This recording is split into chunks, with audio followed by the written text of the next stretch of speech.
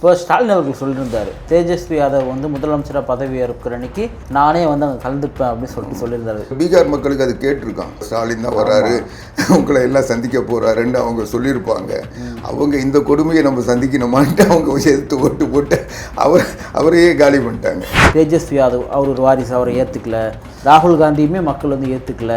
நாளைக்கு தமிழ்நாட்டிலுமே வாரிசு அரசியல் மக்கள் ஏற்றுக்க மாட்டாங்கன்னு ஒன்று பரவுது இல்லையா? அப்படின்னா திமுக ஆட்சி வந்து திருப்பியும் வராது அப்படின்ற மைண்ட் செட்டுக்கு மக்கள் வந்துட்டு தான் நீங்கள் நினைக்கிறீங்களா?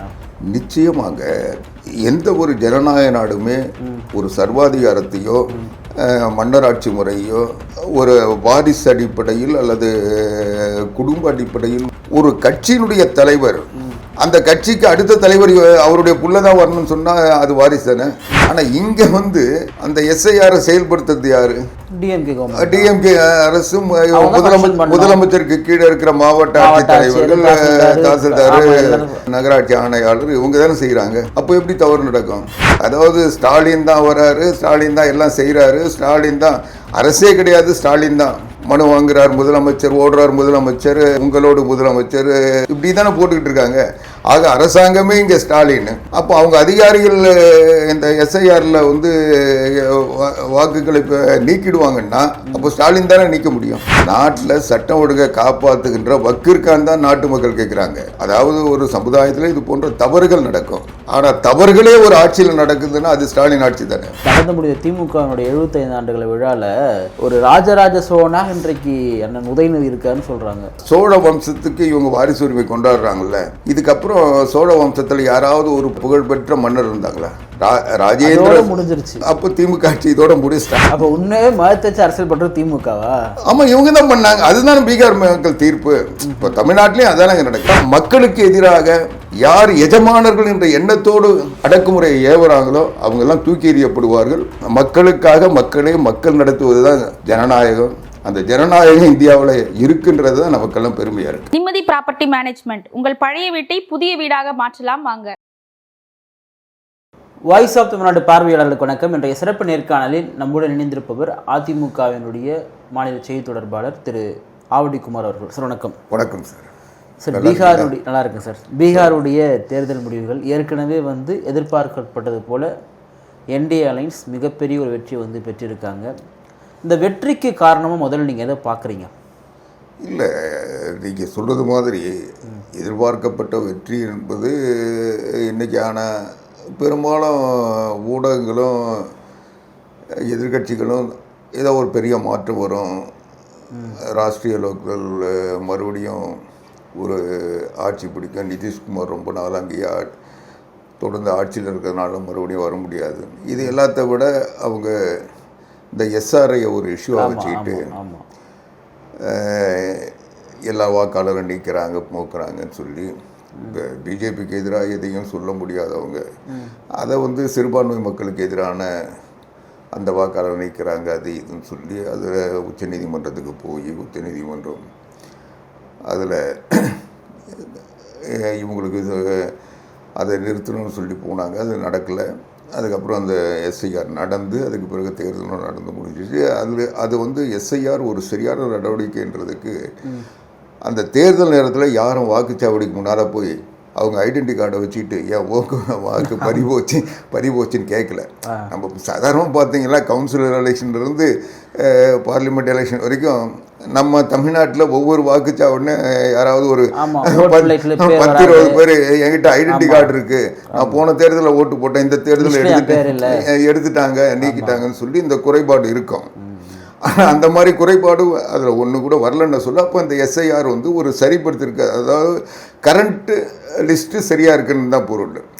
ஏன்னா இது வந்து ஏற்கனவே இருந்த லிஸ்ட்டில் வந்து நீக்கிறாங்க, சேர்க்குறாங்க, செத்துட்டவங்க யாரும் வந்து மனு கொடுக்க போகிறதில்ல. அதனால் அந்த 18 வயசு நிறைஞ்சவங்க தான் மனு கொடுக்குறாங்க. அதனால் அவங்க மனுவை ஏற்றுக்கிறாங்க, இவங்க மனுவை அவங்க மனு கொடுக்காதனால அதை கவனிக்கத்துலன்றது பொருளில் அந்த இறந்தவர்கள்லாம் இருக்குது. அதை வச்சுட்டு இவங்க வந்து அதிகாரிகளை கையில் வச்சுக்கிட்டு இவங்க திருட்டு ஓட்டு போடுறது இதை தொடர்ந்து செஞ்சிட்ருக்காங்க. இது மாதிரி தான் நடக்குதுன்னு சொல்லி அங்கே இதில் ஒரு வித்தியாசம் இது என்னன்னா செய்தி என்னன்னா, பீகாரில் இந்த எஸ்ஆர்ஐ இல்லை முறைகேடு நடக்கும், தகுதியான வாக்காளர்கள் விடுபட்டு விடுவார்கள், அது நீக்கப்படுவார்கள், அவர்களுடைய வாக்குரிமை திருடிடுவாங்கன்னு சொல்லி INDA கூட்டணி சொல்லிச்சு. அது சொன்னதுக்கு காரணம் என்னன்னா, இதை அமுல்படுத்துறது நிதிஷ்குமார் தலைமையில் இருக்கின்ற ஆட்சி. ஆமாம், நிதிஷ்குமார் அவருடைய நிர்வாகத்தில் மாவட்ட ஆட்சித்தலைவர்லேருந்து அந்த தேர்தல் பணியில் ஈடுபட்ட அத்தனை பேரும் அவங்களுக்கு சாதகமாக அவங்க உத்தரவு கட்டுப்பட்டு இதை செஞ்சிருவாங்கன்னு சொன்னாங்க. அதனால் அது ஓரளவுக்கு சொல்கிறதுல ஒரு கருத்தியல் ரீதியாக ஒரு சரியாக கூட தோணும். ஏன்னா அவங்க தானே அந்த தேர்தல் அதிகாரிகள். மத்திய தேர்தல் ஆணையம் அறிவித்தாலும் அதை செயல்படுத்துறது மாநில அரசினுடைய நிர்வாகம்தான். அதனால் நிதிஷ்குமார் தலைமையில் அது இருக்கிறதுனால அவருக்கு சாதகமான சூழ்நிலையை அது உருவாக்கும் அப்படின்னு அங்கே இருக்க சொல்ல எதிர்கட்சிகள் சொல்லிச்சு. அதை திமுகவும் ஆதரிச்சுது. ஆனால் இங்கே அந்த SIR செயல்படுத்துறது யாரு? டிஎம்கே அரசு, முதலமைச்சருக்கு கீழே இருக்கிற மாவட்ட ஆட்சித்தலைவர்கள், தாசில்தார், நகராட்சி ஆணையாளர், இவங்க தானே செய்கிறாங்க. அப்போ எப்படி தவறு நடக்கும்? அதையும் இதையும் ஒப்பிடவே முடியாது. இப்போ நான் என்ன சொல்கிறேன், அங்கே எதிர்ப்பு தெரிவித்தாங்க, அதனால் நாங்களே எதிர்ப்பு தெரிவிக்கிறோன்னு அவங்க ஒரு கொள்கையாக வச்சுக்கிட்டதை INDA கூட்டணி செய்யுதுன்னா, அங்கே செஞ்சதுக்கு காரணம் இருந்தது. ஆளுங்கட்சி அதை எக்ஸிக்யூட் பண்ணுறவங்க பாஜக, அந்த அலைன்ஸ் இல்லை, பாஜக அலைன்ஸு.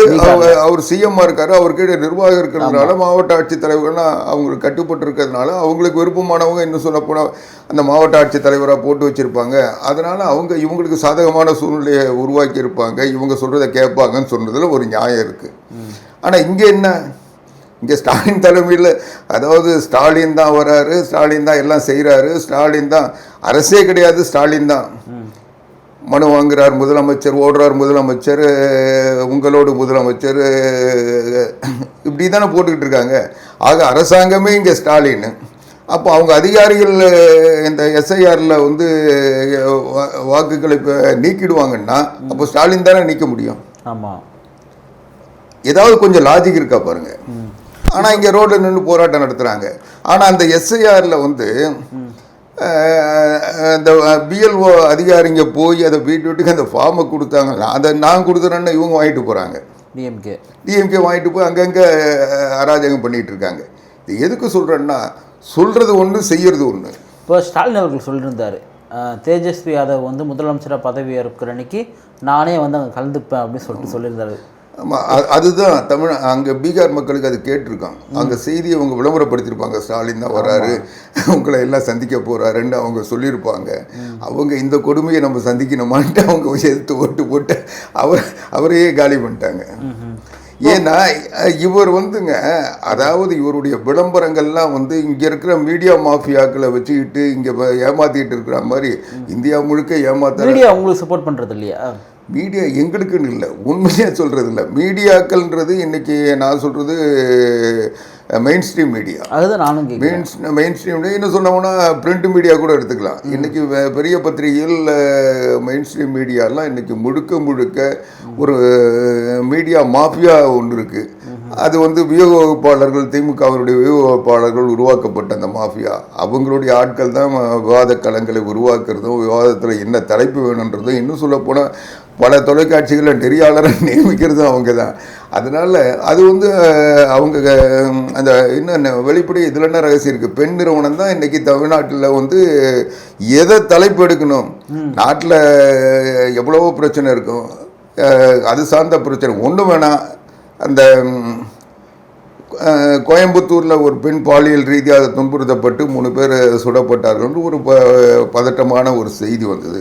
அது எந்த மீடியாவது விவாதத்தில் விவாதிச்சாங்களா? இதுவரைக்கும் நேற்று மேகதான அணையில் நேற்றைக்கு தமிழ்நாட்டினுடைய மனு நிராகரிக்கப்பட்டிருக்கு.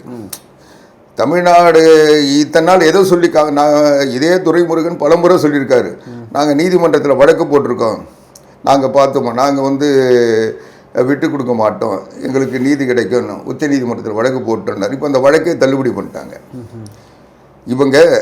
இன்றைக்கி அதுதான் அனைத்து இந்திய அண்ணா திராவிட முன்னேற்ற கழகத்தின் பொதுச் செயலாளர் புரட்சி தமிழர் எடப்பாடியார் இன்றைக்கி தெளிவாக சொல்லியிருக்காரு. நீங்கள் நீதிமன்றத்தில் உச்ச நீதிமன்றத்தில் வழக்கு தொடுக்க செஞ்சு அதை வாதாட தெரியுதான்னு கேட்குறாரு. வழக்கு தொடுத்ததே ஒரு சாதனையாக சொன்னவங்க அதில் உரிய தரவுகளை கொடுத்து சரியான வழக்கறிஞர்களை வச்சு வாதாடி இருக்கணும். இப்போ நீங்கள் இந்த கோவை இஷ்யூ சொன்னதால கேட்குறேன். நான் ஸ்டாலின் அவர்கள் குறிப்பிட்டிருந்தார், நான் ஆட்சிக்கு வந்து இல்லை இதை முடிச்சு என்னுடைய இரும்பு கரங்கள் கொண்டு நான் சட்ட ஒழுங்கை வந்து சீர்படுத்துவேன்னு சொன்னார். அந்த இரும்பு கரங்களை நீங்கள் எப்படி இருக்குதா பார்க்குறீங்க? ஆமாங்க, அவர் இரும்பு கரங்களை வந்து தீர்ப்பிடுகிறாரோ இலகிய கரங்களை வச்சு தீர்ப்பிடுகிறாரோ அது பிரச்சனை இல்லை. நாட்டில் சட்டம் ஒழுங்கை காப்பாற்றுகின்ற வக்கிற்கான் தான் நாட்டு மக்கள் கேட்குறாங்க. நான் கேட்குறது ஒரு அதாவது ஒரு சமுதாயத்தில் இது போன்ற தவறுகள் நடக்கும். ஆனால் தவறுகளே ஒரு ஆட்சியில் நடக்குதுன்னா அது ஸ்டாலின் ஆட்சி தானே. அப்போ அதிமுக ஆட்சியில் வந்து இந்த மாதிரி பெண்கள் சார்ந்த வன்புணர்வுகளோ இல்லை கொலை வழக்கு கொள்ளை வழக்குலாம் இல்லவே இல்லைன்னு சொல்கிறீங்களா? அதுதான் நான் சொல்கிறேன். எல்லா காலத்துலேயும் சமுதாயத்தில் மனித இடம் தோன்றியதிலிருந்து தவறுகளும் குற்றங்களும் நடக்க தான் செய்யுது. அந்த தவறுகளிலிருந்து மக்களை காப்பாற்றுவதற்கும் தண்டனை ஏற்படுத்துவதற்கும் தான் போலீஸ் இருக்குது, நீதித்துறை இருக்குது. அந்த தவறுகள் நடக்கிறதுனால அது இருக்குது. அதனால் அது இங்கொன்றும் அங்கொன்றுமா இருக்குமே தவிர அதுவே ஒரு புழக்கத்தில் இருந்ததுன்னா இன்றைக்கி நான் கேட்குறேன், நாள்தோறும் ஒரு நாளாவது இந்த பாலியல் ரீதியான துன்புறுத்தல் இல்லாமல் இருக்கா? என்ன பண்ணுவார்? அவர் ஒன்றும் பண்ண வேணாம், போலீஸை செயல்பட விடணும். இல்ல போலீஸ் வந்து சட்ட ஒழுங்கை பாதுகாக்கிறாங்க. நீங்க சட்ட ஒழுங்கை பாதுகாத்தா ஏன் சம்பவம் நடக்குதுன்னு நான் கேட்குறேன். நீங்கள் கேட்குறீங்க ஸ்டாலின் என்ன பண்ணுவாருன்னு இல்லை, போலீஸ் செயல்பட விடணும். போலீஸுக்கு ஒரு தலைவரை நியமிக்கணும்ல. டிஜிபி இருக்காரா இப்போ? பொறுப்பு டிஜிபி ஏங்க ஒருத்தர் வந்து ஒரு சில இடங்களில் பார்த்தீங்கன்னா இப்போ ஒரு நகராட்சின்னு எடுத்துங்க, நகராட்சியில் ஆணையாளர் அவரை ட்ரான்ஸ்ஃபர் போயிடுவார் இல்லை ரிட்டையர் ஆகிடுவார். அப்போ அடுத்த லெவலில் இன்ஜினியர் இருந்தார்னா அடுத்த லெவலில் இன்ஜினியரை போடுவாங்க. இன்ஜினியரும் இல்லைன்னு வச்சுங்க, இன்ஜினியரும் விடுமுறையில் இருந்தார், அங்கே வேக்கண்ட்டாக இருந்ததுன்னா அதுக்கு கீழே இருக்கிற ஒரு ஆஃபீஸரை போடுவாங்க. யாருமே இல்லைன்னா ஒரு கிளர்க்கை இன்சார்ஜ் போடுவாங்க. அவர் போக சொல்ல அந்த இன்சார்ஜ் கொடுத்துட்டு போயிடுவார். ஆனால் அந்த கிளர்க்கு போய் அந்த ஆணையாளர் சீட்டை நிரப்ப முடியாது. அது மாதிரி தான் இப்போ டிஜிபி. நான் என்ன சொல்கிறேன், நீங்கள் வந்து ஒரு வழக்கறிஞர், உங்களுக்கு வந்து சட்டம் தெரியும், நீதிமன்ற நடைமுறையும் தெரியும், காவல்துறையினுடைய கடமையும் தெரியும். காவல்துறை என்பது ஒரு டிஜிபி அவருக்குரிய அந்த மெரிட்டோடு அவர் உட்கார்ந்தாருன்னா தான் மதிப்பாங்க. எப்போ நம்மளே எப்போ தூக்குவாங்கன்னு தெரியாமல் யாரும் இது பண்ண மாட்டாங்க. தூக்குவாங்கன்னு இல்லைங்க, அவர் 15வது 16வது ரேங்க்கில் இருப்பார். நாளைக்கு அவருக்கு அந்த ஆக்டிங் ஒரு 10 நாள் இருந்துட்டு கீழே இறங்கினார்னா அவருடைய பொசிஷன் என்ன? டவுன் தான். அவர் ஒரு இவரை விட இவருக்கு டிஜிபின்னு சொல்ல இவர் உத்தரவு கேட்டு கீழ்ப்படிந்து நடக்க வேண்டிய அதிகாரிகளாக இருக்கிற இவருடைய சீனியரு நாளைக்கு 10 நாள் கழித்து இவர் அந்த பொறுப்புலேருந்து விடுபட்டார்னா இவர் கீழே இருப்பார். ஆமாம். அப்போ எப்படி அவங்க மதிப்பாங்க? நீ எத்தனை நாளைக்கு அங்கே உட்காந்துருப்ப, நீ என்ன மிரட்டுறேன்னு கேட்பாங்களா? அதுவும் நீங்கள் உங்களுக்கு நல்லா தெரியும், காவல்துறை என்பது டிசிப்ளினில் ரொம்ப ஸ்ட்ரிக்டாக இருப்பாங்க. அவங்க சுப்பீரியர் ஆஃபீஸர் ஒரு வார்த்தை சொன்னாங்கன்னா அதை ஆர்டராக ஒபே பண்ணுவாங்க. அவங்க ஏன்னு கூட கேட்க மாட்டாங்க, நான் செய்ய மாட்டேன்னு கூட சொல்ல மாட்டாங்க. ஒரு எஸ்பி சொல்கிறாருன்னா டிஎஸ்பி ஐயா நான் பார்த்துக்கிறேன்னு. இதுதானே போலீஸினுடைய அவங்களுடைய டியூட்டி. என்ன சொல்ல போனால் அவங்க செய்கிற வேலை. அப்படி இருக்க சொல்ல ஒரு 10 நாளைக்கு வந்து ஒரு டிஎஸ்பியை கொண்டு போய் நீங்கள் டிஐஜி ஆக்கிட்டு 10 நாள் கழித்து அவரை வந்து டிஎஸ்பியை போகணும்னு சொன்னால் மேல் லெவல் அதிகாரிகள் அல்லது கீழ் லெவல் அதிகாரிகள் எப்படி ஏற்றுப்பாங்க? அதனால் அவருக்குன்னு நம்ம தனிப்பட்ட முறையில் அவரை வந்து நம்ம விமர்சிக்கல, அவருடைய திறமையை நம்ம வந்து சந்தேகிக்கல, அது நம்ம நோக்கமும் இல்லை. ஆனால் ஒரு அரசாங்கம் அவரை போய் அவர் ஒரு நல்ல ஆஃபீஸராக இருந்தவரை கொண்டு போய் அங்கே போட்டுட்டு அவரை செயல்படவும் விடாமல் அவர் மன உளைச்சலுக்கு ஆளாக இருக்காங்கன்னு சொல்கிறார். இப்போது அவருக்குரிய தகுதி அடிப்படையில் அவருக்கு உயர்வு கிடைச்சதுன்னா அவரும் மகிழ்வார், மற்றவங்களும் வந்து வரவேற்கலாம். ஆனால் அவர் ஒரு நெருக்கடியில் இந்த அரசனுடைய கையாளாகத்தனத்தில் இவங்க வந்து முறையாக அந்த டிஜிபி பணியிடம் காலியாக சொல்ல அதுக்கு உடைய அவர் ஓய்வு பெற சொல்ல உடனடியாக ஒருத்தரை நியமிக்கிறதுக்கு அது ஒரு குழு அமைக்காமல் ஒரு 6 மாதத்துக்கு முன்னாலே இதுக்கான முயற்சி செய்யாமல் உச்சநீதிமன்றத்தில் வழக்கு வந்ததுக்கு பிறகு கூட அதை கவலைப்படாமல் இவங்க பாட்டுக்கு கவலை இல்லாமல் இருந்துட்டு இன்றைக்கி அவரை கொண்டு போய் வச்சுட்டு 3 மாதம் ஆச்சு. இல்லை, 3 மாதத்துக்கு இவங்க டிஜிபி நியமிக்கிறதுக்கு எந்த முயற்சியும் செஞ்சதாக தெரியல. என்ன ஒன்று பார்த்தோம் அப்படின்னா, இந்தியா முழுவதும் மக்கள் வந்து இந்த வாரிசு அரசியலுக்கு வந்து எதிர்பார்க்குறாங்க. இன்றைக்கி வந்து தேஜஸ்வி யாதவ் அவர் ஒரு வாரிசு, அவரை ஏற்றுக்கல. ராகுல் காந்தியுமே மக்கள் வந்து ஏற்றுக்கல. நாளைக்கு தமிழ்நாட்டிலுமே வாரிசு அரசியலை மக்கள் ஏற்றுக்க மாட்டாங்கன்னு ஒன்று பரவுது இல்லையா? அப்படின்னா திமுக ஆட்சி வந்து திருப்பியும் வராது அப்படின்ற மைண்ட் செட்டுக்கு மக்கள் வந்துட்டு தான் நீங்கள் நினைக்கிறீங்களா? நிச்சயமாக.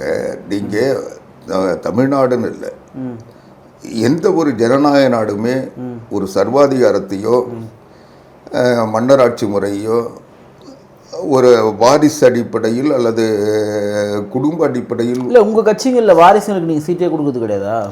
வாரிசு சீட்டு கொடுக்கறது பாருங்க, எல்லா கட்சியிலையும் வந்து அதுக்குன்னு ஒவ்வொருத்தரும் பிறந்த ஒவ்வொருத்தருக்கும் அரசியல் நடத்த உரிமை இருக்குது, பதவிகளுக்கு வர உரிமை இருக்குது. அது அவங்க முயற்சியில் அவங்க உழைப்பில் அந்த இடத்துக்கு வர்றதில் எந்த தடையும் இல்லை. அதாவது ஜனநாயக நாட்டில் எல்லாரும் ஒருத்தர் போய் வயத்தில் பிறந்துட்டாங்கன்றதுக்காக அவருடைய உரிமையை நம்ம எடுக்க முடியாது.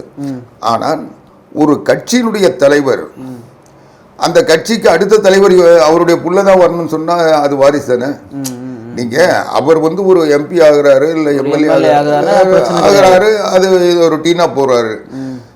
உடனே என்ன சொல்லுவாங்க, அவர் எம்எல்ஏ ஆனார், அதனால் மந்திரி ஆனார், அப்புறம் துணை முதலமைச்சர் ஆனார்.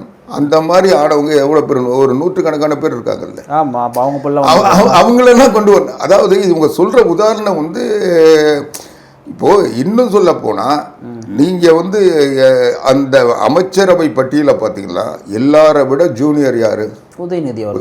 மற்றவங்க எல்லாருமே சீனியர், ஏதாவது ஒரு வகையில் எல்லாருமே சீனியர் தானே. இந்த கட்சிக்கு அதிகம் உழைச்சவங்க தானே. அவங்களுடைய அவங்கவுங்க உழைச்சி அந்த இடத்துக்கு வந்தவங்க தானே. என்ன ஒரு சிலர் அதில் கூட அவங்க அப்பா மகேஷ் மாதிரி அவங்க அப்பா பேரில் அவங்க தாத்தா பேரில் வந்திருப்பாங்க, தங்கந்தென்னரசு மாதிரி வந்திருப்பாங்க. அது இல்லை, பிடிஆர் பழனிவேல் தியாகராஜன் கூட அவங்க அப்பா மந்திரியா இல்லை, சபாநாயகராக தான் இருந்தாருன்னு நினைக்கிறேன். அதனால் அவங்க குடும்ப பாரம்பரியம்னு சொல்லாமே தவிர அவர் வந்து இவர் கைப்பிடிச்சு கூட்டு வந்து உட்கார வச்சாருன்னு சொல்ல முடியாது. ஆனால் மகேஷ் அவங்க அப்பா அவங்க தாத்தா அதே மாதிரி தங்கம் தென்னரசு இந்த மாதிரி இருக்காங்க ராஜா, அந்த மாதிரி சொல்லலாம். அவங்க கூட கொஞ்ச நாள் காத்திருந்து தானே வந்தாங்க. அவங்க எல்லாம் கூட ராஜா வேணா கொஞ்சம் சீக்கிரம் வந்திருப்பாரே தவிர மற்றவங்க எல்லாம் வந்து காத்திருந்தது ஸ்டெப் பை ஸ்டெப்பாக வந்தாங்க. ஆனால் எதுவுமே இல்லாமல் நீங்கள் வந்து இப்போது அமைச்சருக்கு துணை முதலமைச்சருக்கு என்ன வித்தியாசம்னு நினைக்கிறீங்க? முதலமைச்சருடைய பணிகள் செய்ய முடியாத சூழலும் எதுவுமே இல்லை. தனிப்பட்ட அதாவது நீங்கள் அவங்களுடைய அந்த அதிகாரத்திலேயோ அல்லது அந்த புரோட்டோகால்லையோ அமைச்சருக்கும் துணை முதலமைச்சருக்கும் எந்த வேறுபாடும் இல்லை. அவங்க ஒரு அமைச்சர், அவ்வளோதான். ஆனால் இந்த இடைப்பட்ட ஒரு துணை முதலமைச்சர் ஒரு பதவி இவங்களா ஒரு வக்கி ரேங்க் தராங்க. அப்போது அதில் வழக்கமாக அதுக்கு அடுத்த நிலையில் இருக்க சீனியர் அமைச்சர் தான் துரைமுருகன் தான் கொடுக்கணும். அவர் தான் பொதுச் செயலாளர் கட்சிக்கு. அதனால அந்த இடத்த அவருக்கு கொடுக்காம அவருக்கு அடுத்து இருக்கிற சீனியர் அமைச்சர்கள் எத்தனையோ பேர் இருக்காங்க. இவர் ஒரு ஜூனியர் கொடுக்குறாங்கன்னா அதுக்கு என்ன காரணம்? ஒரே காரணம் ஸ்டாலினுடைய பையன்றதை தவிர வேற என்ன இருக்கு? முதல் முறையிலே எம்எல்ஏ, முதல் முறையிலே துணை முதலமைச்சர். அதுதாங்க. இத்தனைக்கும் அவர் என்ன சட்டசபையில் வந்து புள்ளி விவரங்களை அள்ளி தெளித்து எல்லாருடைய கவனத்தையும் கவர்ந்தவரா, இல்லை அவரால் தான் அந்த ஆட்சி நிற்குதுன்றதுக்காக ஒரு திறமையினால் நடந்து முடிந்த திமுகவினுடைய 75 ஆண்டுகள விழாவில் ஒரு ராஜராஜ சோழனாக இன்றைக்கு அண்ணன் உதயநிதி இருக்காருன்னு சொல்கிறாங்க. அதுதாங்க. இப்போது அவங்க அப்பா வந்து மனுநீதி சோழன், அவங்க தாத்தா மனுநீதி சோழன், அதை மறந்துட்டாங்க போல இருக்கு. இல்லை, அது துரைமுருகனுக்கு அவர் செத்துட்டார், இனிமேல் என்ன பண்ண போகிறாருன்னு அவர் விட்டார். அதுக்கு முன்னே அவர் இருக்க வரைக்கும் அவரை மனுநீதி சோழன் சொல்லிட்டு இருந்தாங்க. அதுக்கப்புறம் இவர் வந்து ராஜராஜ சோழன், இவர் வந்து ராஜேந்திர சோழன். ஆனால் சோழ வம்சத்துக்கு இவங்க வாரிசு உரிமை கொண்டாடுறாங்கல்ல. இதுக்கப்புறம் சோழ வம்சத்தில் யாராவது ஒரு புகழ்பெற்ற மன்னர் இருந்தாங்களா? இல்லையே. ராஜேந்திர சோழன். அப்போ திமுக ஆட்சி இதோட முடிச்சு வைக்கிறதுக்கு அதுக்கு வேணா அவங்க சொல்கிற உதாரணம் சரியாக இருக்கும். ஒரு அந்த வாரிசு சோழர் அந்த வாரிசு உரிமை என்பது ராஜேந்திர சோழனுக்கு பிறகு ராஜராஜ சோழன் வரலாறு இருக்கு. ஆனால் அதுக்கு பிறகு அந்த சோழ பேரரசு என்ன பண்ணுறதுன்னு அதனால் இவரை சொல்லியிருப்பார்னு நினைக்கிறேன். துரைமுருகனுக்கு ரொம்ப நாளாக அவங்கள போட்டு கொடுக்குறதே வேலையை நம்மளை வந்து துணை முதலமைச்சர் கூட சாகிறதுக்குள்ளே ஆக்குவானுங்கன்னு பார்த்தா இந்த சின்ன பையனை ஆக்கிட்டு நம்மளை வந்து அவனுக்கு பதில் சொல்ல வச்சுருக்காங்க, அவங்க கூட வந்து ஜால்ரா தட்டை வச்சுருக்காங்களேன்னு வருத்தம் அவருக்கு. அதனால் போட்டு இதோட முடிஞ்சிடுச்சு, உங்கள் சாம்ராஜ்யம் இதோட முடிஞ்சிடுச்சு அப்படின்னு சொல்கிறாரு. ஏன்னா ராஜராஜ சோழனும் அவங்க எல்லா வகையிலும், இப்போது ராஜராஜ சோழன் வந்து தஞ்சை பெரிய கோயிலை கட்டினார், ராஜேந்திர சோழன் வந்து கங்கை கொண்ட சோழபுரத்தை கட்டினார். இப்படி பல வரலாறுகள் உலகத்தில் பல நாடுகளில் படையெடுத்து போய் வெற்றி பெற்றார். பல மன்னர்களில் இன்னும் சொல்ல போனால் தஞ்சை பெரிய கோயிலை கட்ட சொல்ல இலங்கையில் படையெடுத்து அங்கே இருக்கிற சிற்றரசர்கள்லாம் வந்து கொண்டு வந்து அவங்க தலையில் கல்ல மண்ணை சுமக்க வச்சு யானைகளை கொண்டு வந்து யானைகள் வச்சு அந்த பொருட்கள்லாம் கொண்டு போனாங்க அப்படின்னா வரலாற்றில் நம்ம பார்க்குறோம். அது செய்திகள் இருக்குது. அந்த மேலே இருக்கிற அந்த கோபுரத்து உச்சியில் இருக்கிற அந்த கலசத்தை வந்து கொண்டு போகிறதுக்கு யானைகளை பயன்படுத்தி வெளிநாட்டு சிற்றரசர்கள் அந்த யானைகள் மேலே உட்காந்துக்கிட்டு அதை தூக்கிட்டு வந்தாங்க. இதெல்லாம் உடைச்சாங்கன்னு சொல்லி அவங்கள வந்து பயன்படுத்துகிறாங்க. இவங்க யானையை பார்த்தா மிரண்டு ஓடுறவங்க, இவங்க எப்படி ராஜேந்திர சோழனாவும் ராஜராஜ சோழன் ஆகிடுவாங்க. நிறைவாக நான் கேட்க விரும்புவேன் சார். இப்போ வட மாநிலங்களில் வந்து இப்போ பாஜக தலைமையிலான கூட்டணி வந்து வெற்றி பெறுதுன்னா அவங்களுடைய சூழல் என்பதே வேறு, அந்த மக்களுடைய மைண்ட் செட் என்பதே வேறு. ஆனால் தமிழ்நாடு வந்து இந்த மதம் இனம் இதுக்கெல்லாம் வேறுபட்டது அப்படின்னு ஒரு பேர் இருக்குது. பாஜகவை கூட வச்சுட்டு இருக்கக்கூடிய உங்களுடைய அணி எப்படி அதை ஆட்சிக்கு வரும், இல்லை எப்படி வீழ்த்தப்படும் நினைக்கிறீங்க திமுக? இல்லை நீங்கள் ஒரு சமகால அரசியலை நீங்கள் உன்னிப்பாக கவனிக்கிற ஒரு வழக்கறிஞர், உங்களுக்கு எல்லா செய்திகளும் நிறைவாக தெரியும். இதே நிதிஷ்குமாரை போன நாடாளுமன்ற தேர்தலுக்கு முன்னால் இந்த INDA கூட்டணி என்ன சொன்னாங்க? மதசார்பற்றவர், இவர் தான் மதசார்பற்றவர். அதையே வந்து இன்னைக்கு போய் அவர் வந்து மத தீவிரவாதின்னு சொன்னீங்கன்னா மக்கள் உங்களை பார்த்து தான் சிரிப்பாங்க. அதுதான் இன்னைக்கு கிடைச்சது. இவங்களுடைய அதுலேருந்து என்ன தெரியுது? இவங்களுக்கு வந்து மதசார்பற்ற கொள்கையோ இல்லை பாரதிய ஜனதா கட்சிக்கு மதசார்பு கொள்கையோ இருக்கா இல்லையான்ற விவாதத்துக்கு மக்கள் போகல. இவங்க சொல்கிறத அவங்க நம்பலை. இவங்க வந்து நினச்சாங்கன்னா இவங்களுக்கு வேறு எந்த ஆயுதமும் இல்லைன்னா மதத்தை ஆயுதமாக பயன்படுத்துகிறாங்க. அப்போ உண்மையே மதத்தை வச்சு அரசியல் பண்ணுறது திமுகவா? ஆமாம், இவங்க தான் பண்ணாங்க. அதுதான் பீகார் மக்கள் தீர்ப்பு. இப்போ தமிழ்நாட்டிலையும் அதானங்க நடக்குது. நீங்கள் எது மதவாதம்னு சொல்கிறாங்க? இன்றைக்கி கோயிலில் போய் இதை பண்ணுறாங்க, விழா கொண்டாடுறாங்க, பொங்கல் தீபாவளி கொண்டாடுறாங்க, விநாயகர் சதுர்த்தி கொண்டாடுறாங்க, அதுக்கு வாழ்த்து தெரிவித்தா அது மத தீவிரவாதம். கிறிஸ்மஸுக்கு ரம்ஜானுக்கெல்லாம் சொன்னால் அது சிறுபான்மை மக்களை காக்கின்ற அவர்களுடைய இது வாழ்த்துறது, அது வந்து மனித நேயம் இப்படின்னு சொல்கிறாங்க. ஆனால் இன்னைக்கு இந்து அறநிலையத்துறையில் வந்து அமைச்சரான சேகர்பாபு இன்னைக்கு காவி வேஷ்டி கட்டிக்கிட்டு ஊரில் இருக்க சங் பரிவார் ஆளுங்க காவி வேஷ்டி போட்டுன்னா அவன் சங்கி, அவன் காவி. இப்போ சேகர்பாபு என்ன, சேகர்பாபு இதை போய் செஞ்சுட்டு நான் வந்து 2000 கோயிலில் குடமுழுக்கு பண்ணேன், 5000 கோயிலில் இருக்கிற நகையெல்லாம் உருக்கி பத்திரமா வச்சுருக்கேன், 7000 கோயில் நடத்த மீட்டு என் கட்சிக்காரனுக்கு கொடுத்துருக்கேன்னு சொன்னார்னா அது வந்து மதவாதம் இல்லையா? நீங்கள் அங்கே போய் அதாவது எது மதவாதன்றதை நிர்ணயிக்கிறது யார்? இப்போ ஒரு மதவாதம்ன்றது மதத்தால் மனிதரை வேறுபடுத்தக்கூடாது, ஜாதியால் வேறுபடுத்தக்கூடாதுன்றதுல எனக்கு மாறுபட்ட சிந்தனை இல்லை, மாறுபட்ட கருத்து இல்லை. ஆனால் நீங்கள் சொல்கிற நீங்கள் என்னவா இருக்கீங்க? உங்களுக்கு தேவைன்னா கும்பாபிஷேகம் பண்ணுறது கொள்கை, உங்களுக்கு ஓட்டு வேணும்னா சிறுபான்மை மக்களை ஏமாத்தணும்னா அவங்கெல்லாம் கும்பாபிஷேகம் பண்ணுறவங்கன்னா சங்கி. இப்போ இதே வந்து சேகர்பாபு செய்கிற வேலையை அதிமுக சேர்ந்த ஒரு அமைச்சர் சேர்ந்தா என்ன செஞ்சிருந்தா என்ன சொல்லுவாங்க? சங்கின்னு சொல்லுவாங்க. அப்புறம் அப்போது இவங்க வந்து அரசியலை நடத்த தெரியாமல் இவங்க மக்களுடைய பலகீனங்களை அரசியலாக்குறாங்க. அதுதான் அதனுடைய விளைவு தான் இன்றைக்கி காங்கிரஸ் கட்சியே தொலை தெரியப்பட்டிருக்கு. இன்றைக்கி இந்தியா முழுக்க வந்து சுதந்திரத்தை நாங்கள் தான் வாங்கணும், நாங்கள் தான் எல்லாருக்கும் சுதந்திரம் கொடுத்தோம், இந்தியாவில் ஆங்கிலேயர் எங்களை பார்த்து தான் எங்ககிட்ட தான் கொடுத்துட்டு போனான்னு உரிமை கொண்டாடினாங்க. ஆனால் அப்படிப்பட்ட சுதந்திரத்தை வாங்கின காங்கிரஸ் கட்சி டெல்லியிலேருந்து மாநிலத்திலேருந்து எல்லாத்தையும் ஆட்சி செஞ்சாங்க. அவ்வளோ இதோட கார் உள்ளளவும் கடல் நீர் உள்ளளவும் நாங்கள் தான் ஆட்சி நடத்தணும், எங்களுக்கு தான் சுதந்திர காற்றை வந்து சுவாசிக்க தெரியும், நாங்கள் தான் மக்களுக்கு கொடுத்தோன்னு சொன்ன காங்கிரஸ் இன்னைக்கு ஏன் இந்த நிலைமைக்கு போச்சு? அவங்க குடும்ப ஆட்சி நடத்தினாங்க. அதாவது நேருனுடைய வாரிசு அரசியல் நேரு குடும்பம் தான் இங்கே வந்து இந்த நாட்டை ஆள முடியுன்ற விதி இன்னைக்கு காங்கிரஸ் கட்சியில் எழுதப்படாத ஒரு சட்டமாக இருக்குது. அதே தான் திமுகவில் இருக்குது, அதே தான் ராஷ்ட்ரிய ஜனதாதள்லையும் இருக்குது. இப்படி இந்த வாரிசு உரிமை என்பது ஜனநாயகத்துக்கு எதிரானது. அண்ணல் அம்பேத்கர் அவர்கள் உருவாக்கிய அரசியல் சட்டம் என்பது இந்தியாவில் ஒரு ஏற்றத்தாழ்வற்ற சமுதாயத்தை உருவாக்க வேண்டும். ஒவ்வொருவரும் வாக்களிக்கின்ற உரிமை இருக்கிறது மட்டும் இல்லை, ஒவ்வொருவரும் வாக்களிக்கின்ற அத்தனை பேருக்கும் போட்டியிடுகின்ற தகுதி இருக்கின்றது தான் அண்ணல் அம்பேத்கருடைய சட்டம். அது ஜனாதிபதி பதவியாக இருந்தாலும், பிரதமர் பதவியாக இருந்தாலும், கவுன்சிலராக இருந்தாலும், யார் வேணா போட்டிடலாம்.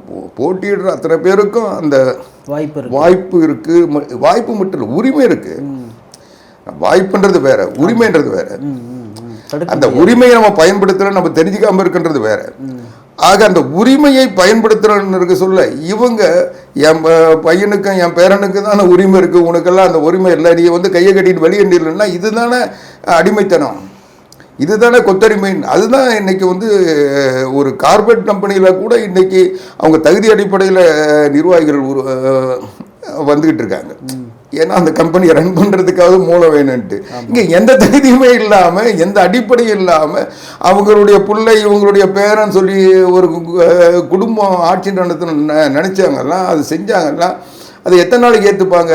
நீங்கள் ரொம்ப தூரத்துக்கு போக வேண்டாம், நீங்கள் இலங்கை எடுத்துங்க. ராஜபக்சேக்கு என்ன நிலைமை இருந்தது? அவர் குடும்பம், அவர் தம்பி, அண்ணன், மகன் சொல்லி எல்லா பதவியும் அவங்கள வச்சு ஆட்டம் போட்டாங்க. இன்னைக்கு என்ன ஆச்சு? அந்த குடும்பம் இருக்கிற தெரியாமல் போனது மட்டும் இல்லை, இன்னைக்கு கடுமையான தாக்குதலுக்கு இரையாச்சு இல்லை. அதனால ஜனநாயக நாட்டில் ஜனநாயகத்துக்கு புறம்பா, அரசியலமைப்பு சட்டத்துக்கு புறம்பா, இன்னும் சொல்ல போனால் மக்களுக்கு எதிராக யார் எஜமானர்கள் என்ற எண்ணத்தோடு அடக்குமுறையை ஏவுறாங்களோ அவங்கெல்லாம் தூக்கி எறியப்படுவார்கள். மக்களுக்காக மக்கள் நடத்துவது தான் ஜனநாயகம். அந்த ஜனநாயகம் இந்தியாவில் இருக்கின்றது தான் நமக்கெல்லாம் பெருமையாக இருக்குது. சார், நிகழ்ச்சியில் பங்கேற்று பல்வேறு கருத்துக்களை பகிர்ந்தமைக்காக நன்றி சார். நன்றி.